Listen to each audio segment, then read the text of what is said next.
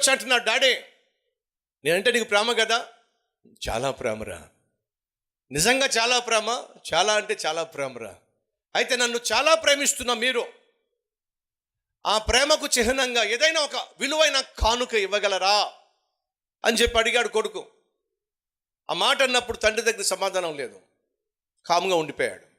ఏంటి నాన్న, నాకు తెలుసు నువ్వు బహుగా ప్రేమిస్తున్నావు అని చెప్పి, కానీ దానికి చిహ్నంగా, నీ ప్రేమకు చిహ్నంగా, గుర్తుగా నాకు ఏదైనా విలువైన కానుక ఏదైనా ఇవ్వగలవా? తండ్రి మౌనంగా ఉండిపోయాడు. కొంతకాలమైన తర్వాత అనుకోకుండా కుమారునికి ఆరోగ్యం పాడైంది. చివరికి వచ్చేసరికి హార్ట్ ప్రాబ్లం వచ్చేసింది. డాక్టర్ చెప్పారు, ఈ కుర్రవాడు బ్రతకాలి అని అంటే గుండె మార్పిడి జరగాలి. ఎవరి గుండె అయినా ఈ కుర్రవాడి గుండెలో అమరిస్తే తప్ప బతకడు. గుండె కావాల్సి వచ్చింది. ఆపరేషన్ అన్ని ఏర్పాట్లు చేసేశారు. గుండె ఆపరేషన్ చేశారు, గుండె మార్పిడి కూడా చేసేశారు. ఆ కుర్రవాడు బ్రతికి బట్టగట్టగలిగాడు. ఆపరేషన్ థియేటర్లో నుంచి వార్డులోకి తీసుకొచ్చారు. కొంచెం కోలుకున్నాడు. పక్కనే ఒక కవర్ ఉంది. నెమ్మదిగా కవర్ తీశాడు. కవర్ చదువుతున్నాడు.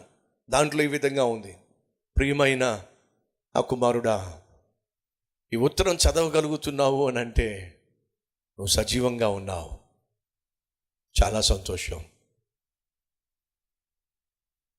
ఈ నీ సంతోషంలో నేను పాల్పంచుకోలేకపోయినా నువ్వు సంతోషంగా ఉన్నావు అనే ఒకే ఒక్క నమ్మకం నాకు సంతోషాన్ని ఇస్తుంది.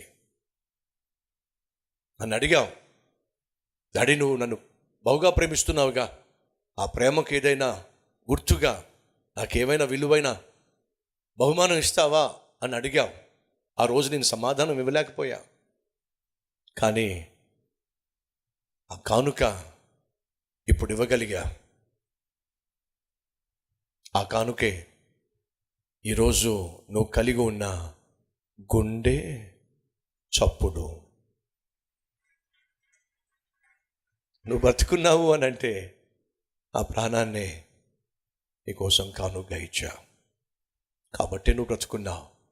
నా కుమారుడా, నేను ప్రాణంగా ప్రేమించాను కాబట్టే నా గుండె నీకు ఇచ్చేశా. నాకున్న ఒకే ఒక్క ఆశ ఏంటో తెలుసా? ఈ నాన్నలాగా నువ్వు కూడా ప్రేమ కలిగి జీవించాలని, నాకు గర్వకారణంగా బ్రతకాలని, నా వలే జీవించాలని ఆశిస్తూ నమ్ముతూ నీకోసం నా ప్రాణాన్ని ఇచ్చా. ఈ సహోదరి సహోదరులు, 2000 సంవత్సరాల క్రితం ఆ ప్రభు అయిన యేసు పాపిష్టి మనిషి కోసం ఇదే చేశాడు. నిన్ను నన్ను ఆయన ప్రాణంగా ప్రేమించాడు. ఆ ప్రేమకు చిహ్నంగా, గుర్తుగా తన ప్రాణాన్నే నీకోసం నా కోసం సిలువలో దారిపోశాడు. ప్రాణంగా ప్రేమించి ప్రాణాన్ని ఇచ్చి నిన్ను రక్షించుకున్నవాడు ఈ లోకంలో ఎవరైనా ఉన్నారు అని అంటే నీకోసం, నా కోసం, మన కోసం ప్రాణం దానం చేసిన ప్రభు అయిన యేసుక్రీస్తు మాత్రమే. ఇది సత్యం. అడుగుతున్నా, నేను ప్రాణంగా ప్రేమించే వాళ్ళు ఎవరైనా ఉన్నారా? నీకోసం ప్రాణాన్నైనా ఇస్తాను అని చెప్పి ఆ ప్రాణాన్ని దారపోసిన వాళ్ళు ఎవరైనా ఉన్నారా? భర్త అనొచ్చు, నువ్వు నాకు ప్రాణం. భార్య అనొచ్చు, ఏమండి మీరంటే ప్రాణం. తండ్రి తల్లి అనొచ్చు పిల్లలతో, మీరంటే ప్రాణం రా. కానీ కష్టం వచ్చినప్పుడు, కానీ ప్రాణం మీదకి వచ్చినప్పుడు ఎంతమంది తండ్రులు, ఎంతమంది తల్లులు, ఎంతమంది భర్తలు, ఎంతమంది భార్యలు, ఎంతమంది బిడ్డలు ప్రాణత్యాగం చేసి తాము ప్రేమించిన వారిని కాపాడుకోగలుగుతారు? ఒకసారి ఆలోచించండి. ఈ సహోదరి సహోదరులు, నిన్ను నన్ను ప్రాణంగా ప్రేమించిన వాడు ఉన్నాడు. ఆయన పేరు ప్రభు అయిన యేసుక్రీస్తు. ఇది సత్యం. ఆయన నీ కోసం, నా కోసం ఎందుకు ప్రాణం ఇచ్చాడో తెలుసా? నువ్వు, నేను, మనము ఆయన కోసం జీవిస్తామని. కొరింథీయులకు రాసిన పత్రిక 5వ అధ్యాయము 15వ వచనం, జీవించువారు ఇక మీదట, ఏమిటట?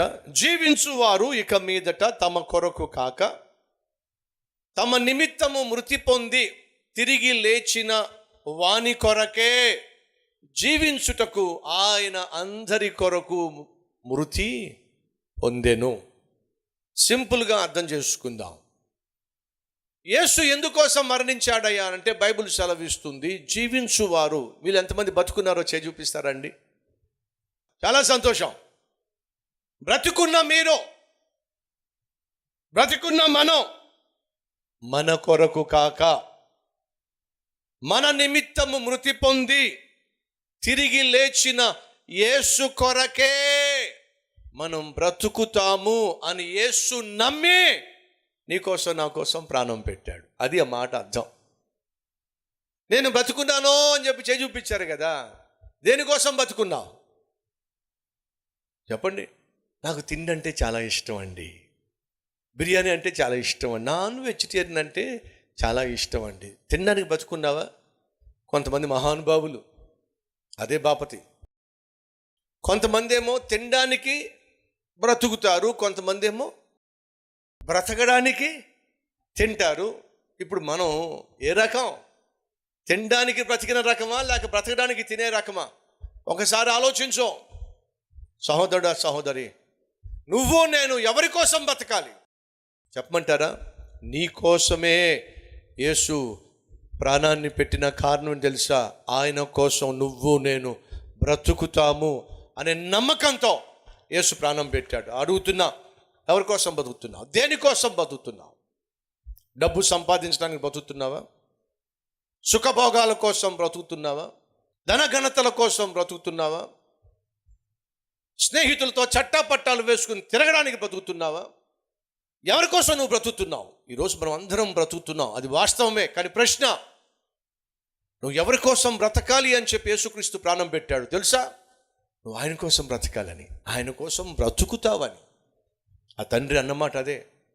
నాయనా, నీ గుండె చెడిపోయింది, పాడైపోయింది, ప్రాణం మీదకి వచ్చింది కాబట్టి నా గుండెని ఇస్తున్నా.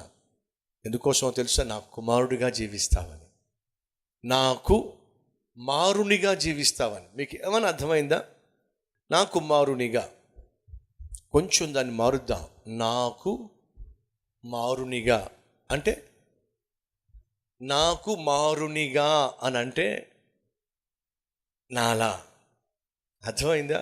నా కుమారుడు అంటే, నా కుమారుడు అని అంటే నాలా జీవించేవాడే కుమారుడు. ఎంత అద్భుతమైన తెలుగు భాష అండి మంది.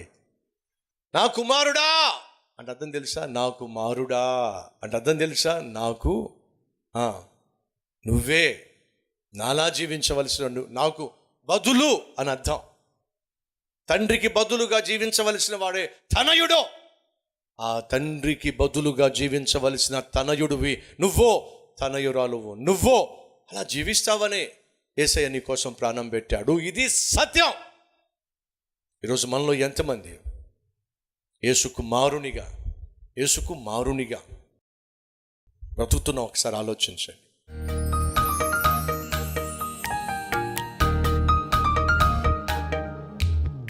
అసలైన దేవుడవు నీవే, సత్పురుషుడవు నాయనా, సజీవుడవు నాయనా, సర్వశక్తి కలిగిన వాడవు నాయనా, సర్వాధికారివి నాయనా, సర్వంతర్యామివి నాయనా. నిన్ను ఎరిగి ఉండడమే సత్యం. ఈ సత్యమును తెలుసుకోవడమే మా జీవితంలో ఉత్తమం. నిన్ను గూర్చి మాకు తెలియచేసినందుకు వందనాలయ్యా. మా జీవితంలో అడుగు పెట్టినందుకు వందనాలయ్యా. మమ్మల్ని ప్రాణంగా ప్రేమించినందుకు వందనాలయ్యా. నీ ప్రాణాన్నే మా కోసం ఇచ్చినందుకు వందనాలయ్యా. నీ వలే మేము జీవిస్తామని, నీ వలే నేను బ్రతుకుతానని నమ్మి మా కోసం ప్రాణం ఇచ్చావు. నీ నమ్మకాన్ని వమ్ము చేయకుండా సహాయం చేయయ్యా. ఈరోజు మేము చేసిన ప్రార్థన ఆలకించినందుకు నీకే స్తోత్రం యేసయ్యా. నీకే మహిమ, ఘనత, ప్రభావములు యుగ యుగములు చెల్లును గాక. ఆమేన్.